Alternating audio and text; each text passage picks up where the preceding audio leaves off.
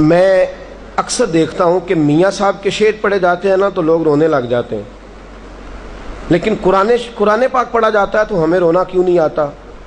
اس کی وجہ یہ ہے کہ وہ شعر سمجھ میں آتے ہیں، قرآن کی آیات ہمیں سمجھ میں نہیں آتی، ہمیں کیا پتا، بلکہ ہم تو عذاب والی آیت پہ کہہ رہے ہوتے ہیں سبحان اللہ ماشاء اللہ، وہاں عذاب کی بات ہو رہی ہے کہ اللہ سب سے نچلے طبقے میں گرائے گا دوزخ کے، تو ہم کہتے ہیں سبحان اللہ، پتہ نہیں نہ چل رہا کیا ہو رہا۔ اور کچھ ہمیں شوق بڑا عجیب ڈال دیا گیا ہے، جو قاری صاحب آتے ہیں وہ کہتے ہیں ذرا اونچی آواز میں سبحان اللہ کہیں، ذرا زیادہ زور لگائیں تاکہ کوئی خبر نہیں کہ یہ کیا ہو رہا ہے، عذاب والی آیت پہ بھی سبحان اللہ ماشاء اللہ، کیا بات ہے بھئی، آپ عذاب پہ راضی ہو رہے ہیں، یہ تو بہت بڑی جرت ہے۔ اگر ہمیں نماز کا ترجمہ یاد ہو، عبادت کرنے کا لطف اگر ہم لینا چاہتے ہیں، ہمیں پتہ چلے، رسول پاک صلی اللہ علیہ وسلم فرماتے ہیں، رب کہتا ہے سورت فاتحہ میں نے اپنے بندے کے درمیان بانٹ لی ہے۔ جب میرا بندہ نماز پڑھنے عبادت کرنے کھڑا ہوتا ہے، سورت فاتحہ پڑھتا ہے تو آدھی میری آدھی میرے بندے کی ہے۔ بڑا خوش نصیب نہیں جو اللہ کا پارٹنر بن جائے، جو اللہ کا بھائی وال بن جائے۔ اس سے مراد معاذ اللہ کو یہ نہ لے کہ اس سے مراد شرک ہے، میں اس معنوں میں بات کر رہا ہوں جس معنوں میں رسول پاک نے بیان فرمایا۔ اللہ فرماتے بانٹ لیا ہم نے، یہ خدا کی رحمت کی بات ہے، اللہ کے فضل کی بات ہے۔ فرمایا جب بندہ کہتا ہے نا الحمدللہ رب العالمین، تمام تعریفیں اس کے لیے جو تمام جہانوں کا رب ہے، فرمایا یہ بھی میری بات ہے، یہ بھی رب کا حصہ ہے، یہ خدا اپنی رحمت سے جو اس کی شان کے لائق ہے اس انداز میں بات ہو رہی۔ الرحمن الرحیم، یہ بھی خدا کی تعریف ہے۔ مالک یوم الدین، یہ بھی اللہ کی بارگاہ میں ثنا ہے، اللہ کی حمد ہے۔ اور جب کہتے ہیں نا ایاک نعبد و ایاک نستعین، مولا میں تیری ہی عبادت کرتا ہوں، تو ہی مجھے مدد فرما کے اس عبادت پہ استقامت دے گا، پھر کہتا ہے اہدنا الصراط المستقیم۔ فرمایا جب یہاں سے شروع کرتا ہے تو اب بندے کا حصہ شروع ہو گیا ہے۔ تو ہمیں پتہ چلے تو تب نہ کہ ہم نماز میں کیا کر رہے ہیں، کیا بول رہے ہیں۔ اگر ہمیں خبر ہونی شروع ہو جائے کہ اس وقت کیا ہو رہا، میرے رسول پاک صلی اللہ علیہ وسلم نے فرمایا عبادت اس طرح کر کہ تو اللہ کو دیکھ رہا ہے، اس طرح عبادت کر تو اللہ کو دیکھ، ورنہ یہ تو ہو کہ اللہ تجھے دیکھ رہا ہے۔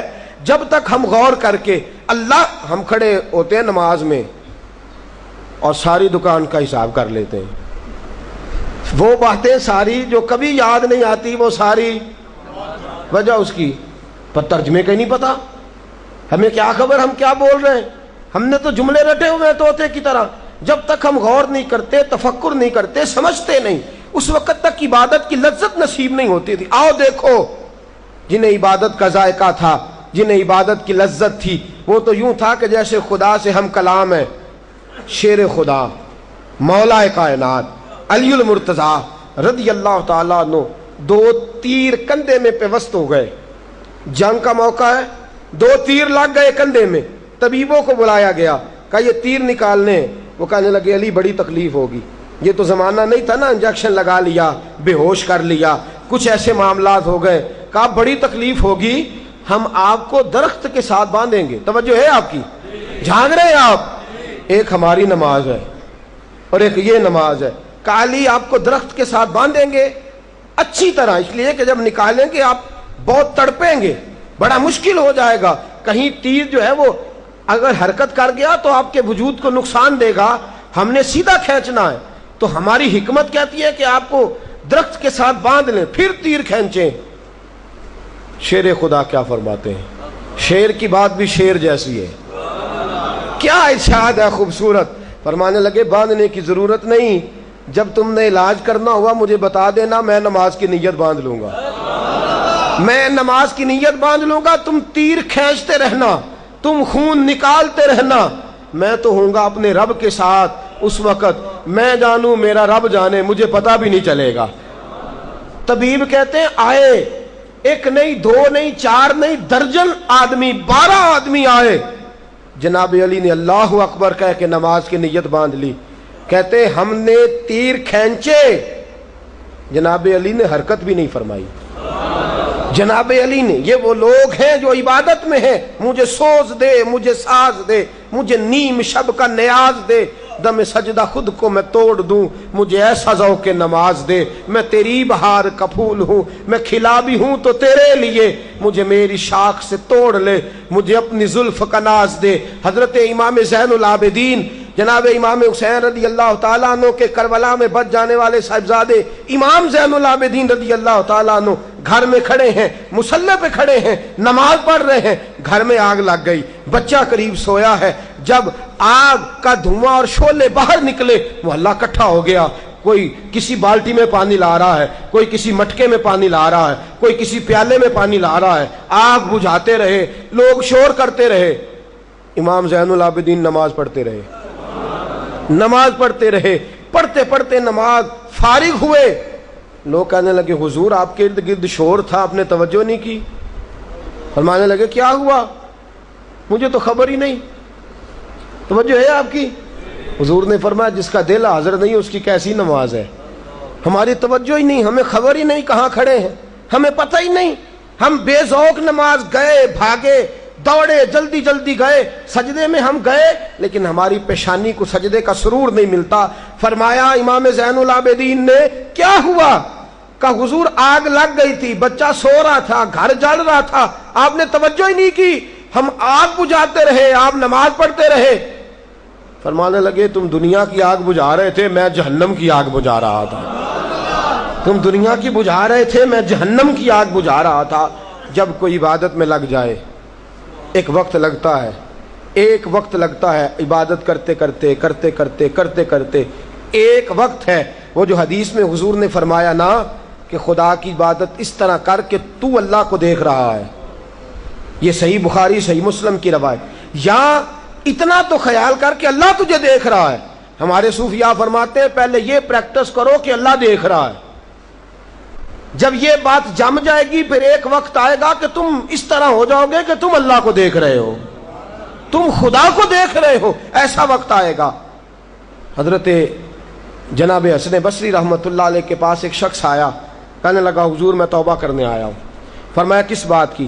कहने लगा मेरा एक गुलाम था, मैंने खरीदा, मुझे तौबा करा गया है। वो शख्स बहुत शराब पीता था, बड़े बुरे काम करता, तौबा कर गया। फरमाया क्या हुआ? कहने लगे जी मैंने गुलाम खरीदा, और ख़रीद के जब मैं उसको लाया और ला करके जब मैंने कहा उससे, मैंने कहा कि भाई तू किस तरह मेरे साथ डीलिंग करता है, मैं तुझे मुलाजम रखता हूँ, कैसे काम करेगा? उसने कहा कि बस एक मेरी शर्त है, आप मुझे नमाज से मना नहीं करेंगे, दिन को काम बताएंगे, रात को नहीं बताएंगे। कहते हैं पांचों नमाजें पढ़ता, एक दिन रात को मेरी अचानक नज़र पड़ी तो ज़मीन से आसमान तक नूर ही नूर है। कहते हैं मैंने आगे बढ़ के देखा तो मेरा गुलाम नमाज पढ़ रहा है। मैंने अपनी बीवी को बुलाया, दोनों गए, हमने कहा ये क्या है? उठा, कहने लगा एक ज़माना था जब मैं रोशनी ढूंढा करता था, जब मैं नूर ढूंढता था, मेरी इबादत ने अब मुझे वो मकाम दिया है कि जहाँ मैं होता हूँ नूर वहाँ पहुँच जाता है, रोशनी वहाँ आ जाती है। कहते हैं ये लफ्ज़ कहे और कहने लगा राज खुल गया है, अब मैं दुनिया में नहीं रहूँगा, वो तो इंतकाल कर गया, मुझे इबादत के तरीके बता गया। शेख शिबली कहते हैं एक बादशाह से मेरा इख्तलाफ हो गया, बादशाह ने मुझे शेर के पिंजरे में डाल दिया। कहाँ? कितना आसान है मेरे लिए बात करना और कितना मुश्किल है उस मौके पे सामना करना। शेर के पिंजरे में डाल दिया, तवज्जो है आपकी? फरमाते हैं मैं पिंजरे में गया, शेर ने मेरी तरफ देखा तो मैंने अल्लाह अकबर कह के नीयत बांध ली। फरमाते हैं मैं नमाज पढ़ने लगा, शेर मेरे पैर चाटने लगा। बादशाह मुझसे कहने लगा ये क्या है? मैंने कहा ये एक मकाम है, मैं खुदा की बारगाह में आया हूँ, और जो जिसकी बारगाह में आ जाए, जो जिसके घर आ जाए, वो उसकी पनाह में आ जाता है। जब से इबादत शुरू की है मैं अपने रब की पनाह में चला गया हूँ, अब कोई मखलूक मेरा कुछ बिगाड़ सकती। लो आखिरी बात सुनिए, हज़रत सईद बिन आमर रदी अल्लाह ताला अन्हु नबी पाक सल्लल्लाहु ताला अलैहि वसल्लम के सहाबी हैं। हज़रत सईद बिन आमिर रदी अल्लाह ताला अन्हु को हज़रत फारूक आज़म रदी अल्लाह ताला अन्हु ने हम्स का गवर्नर बना दिया, आमिल बना दिया। हज़रत उमर का तरीका ये था कि बाद में खबर भी रखते थे गवर्नरों की कारकर्दगी कैसी है। हज़रत फारूक आज़म पहुंचे, पता किया भाई क्या कारकर्दगी है, जाग रहे आप लोग? کچھ سو رہے ہیں بیچ بیچ میں، کچھ جاگ رہے ہیں؟ میں نے کہا کچھ سو رہے ہیں۔ اچھا جو جاگ رہا ہے وہ تو کہے گا نا میں جاگ رہا ہوں، تو جو سو رہا ہے وہ کیسے کہے گا کہ میں جاگ رہا ہوں؟ تو بہرحال سو رہا ہے، وہ کیسے کہے گا میں جاگ رہا ہوں؟ اچھا قابل توجہ بات، حضرت عمر فاروق رضی اللہ تعالیٰ عنہ نے پوچھا کیسا گورنر ہے تمہارا، کیا خیال ہے تمہارا گورنر کے بارے میں؟ انہوں نے کہا جی ہمارا گورنر بڑا اچھا ہے، پر 4 شکایتیں ہیں ہمیں۔ کتنی؟ 4۔ فرمایا کون سی؟ کہنے لگی جی حضرت سعید بن عامر کا معاملہ یہ ہے کہ دن کو ملاقات کرتے ہیں، رات کو کسی سے ملتے نہیں۔ دوسرا معاملہ یہ ہے کہ پہلے صبح صبح فجر میں آ جاتے تھے لوگوں کی بات سننے، اب دن چڑھے باہر نکلتے ہیں۔ تیسری شکایت یہ ہے کہ مہینے میں ایک دن ایسا ہے کہ ملاقات کرتے ہی نہیں۔ چوتھی شکایت یہ ہے کہ کبھی کبھی رونے لگتے ہیں اور روتے روتے بے ہوش ہو جاتے ہیں۔ حضرت عمر نے بلایا، لوگوں کو بھی بلا لیا، فرمایا سعید تیری 4 شکایات ہیں۔ پہلی شکایت یہ ہے کہ تو دن چڑھے آتا ہے، صبح صبح کیوں نہیں آتا؟ توجہ ہے آپ کی؟ کل خواتین کے حوالے سے بات ہوئی نا، تو ذرا ایک جملہ یہ بھی سنیے گا، کہا تو دن چڑھے آتا ہے بر وقت کیوں نہیں آتا؟ حضرت سعید بن عامر گورنر ہے صوبے کے، فرمانے لگے حضور آپ نے پوچھ لیا ہے تو آپ میرے امیر ہیں، آپ کو بتانا میرے لیے ضروری ہے۔ اصل بات یہ ہے کہ میری بیوی بیمار ہے، اس بھلی عورت نے 30 سال میری خدمت کی ہے، اب وہ بیمار ہو گئی ہے۔ میں صبح اٹھتا ہوں تو آٹا گوندتا ہوں، روٹیاں پکاتا ہوں، بیوی کے منہ میں لقمہ دیتا ہوں، میں گھر میں جھاڑ پوچھ کرتا ہوں، اس نے میری خدمت کی ہے 30 سال، اب اسے ضرورت پڑی ہے تو میں یہ کام کرتے کرتے مجھے دن کا اجالا نکل آتا ہے تو آتا ہوں۔ حضرت عمر خاموش ہو گئے، کہا اچھا یہ بتلائیے آپ لوگوں کو دن میں ملتے ہیں، رات کو کیوں نہیں ملتے؟ تو کہنے لگے عمر میں نے رسول پاک سے سنا ہے جو ایک سجدہ کرے گا اسے خدا کا قرب کا ایک درجہ مل جائے گا، میں نے دن رکھا ہوا ہے مخلوق کے لیے اور رات رکھی ہوئی ہے اپنے رب کریم کے لیے۔ فرمایا دن کو مخلوق کی باتیں سنتا ہوں، رات کو خالق کی عبادت کرتا ہوں۔ حضرت عمر کہنے لگے مہینے میں ایک دن آپ ملتے ہی نہیں، ایک دن آپ ملتے ہی نہیں مہینے میں۔ تو حضرت سعید بن عامر رضی اللہ تعالیٰ عنہ نے فرمایا عرض کیا نا بیوی بیمار ہے، مہینے میں ایک دن ایسا رکھا ہے کپڑے دھوتا ہوں، اپنے بھی، بچوں کے بھی، بیوی کے بھی، میں یہ سارے کام کرتا ہوں مہینے میں۔ کہا اچھا یہ بتلائیے سنا ہے آپ روتے روتے بے ہوش ہو جاتے ہیں۔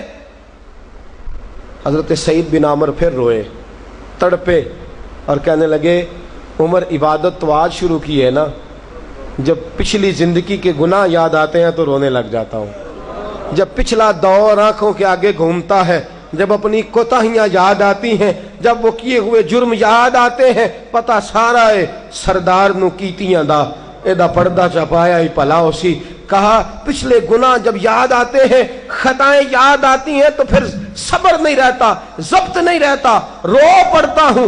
حضرت علی المرتضیٰ شیر خدا فرماتے ہیں صحابہ کا حال یہ تھا کہ رات ہوتی تھی تو دنیا سے کٹ جاتے تھے، مصلوں کو آباد کرتے تھے، عبادات کرتے تھے، تہجد پڑھتے تھے، اشراق پڑھتے تھے، چاش پڑھتے تھے، اوابین پڑھتے تھے۔ دوستو معمول بنائیے، 2 چیزوں کا معمول بنا لیں، ایک تو مغرب کی نماز کے ساتھ 2 نفل کم از کم زیادہ پڑھا کریں۔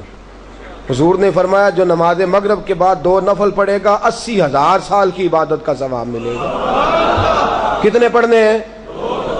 رمضان شریف ہے نا، سحری میں اٹھنا ہے نا، تو جو اٹھ کے سویرے تہجد پڑھے، اٹھنا تو ہے نا، تو آپ اٹھیں وضو کریں پہلے تہجد پڑھیں، کم از کم 2 رکھتے ہیں، زیادہ سے زیادہ کی حد نہیں۔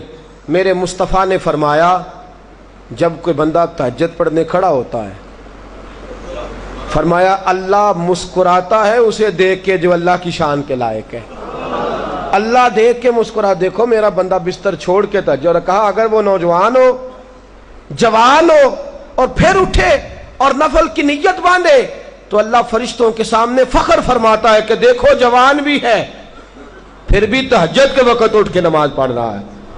یہ 2 کام کریں گے انشاءاللہ۔ مغرب کے بعد کم از کم 2 رکھتے ہیں، اور سویرے اٹھ کے سحری کے وقت کم از کم زیادہ سے زیادہ جتنی اللہ توفیق عطا فرمائے۔ ہمیشہ مدحت خیر الانام میں گزرے، دعا ہے یہ عمر درود و سلام میں گزرے۔ آخر دعوانا الحمدللہ۔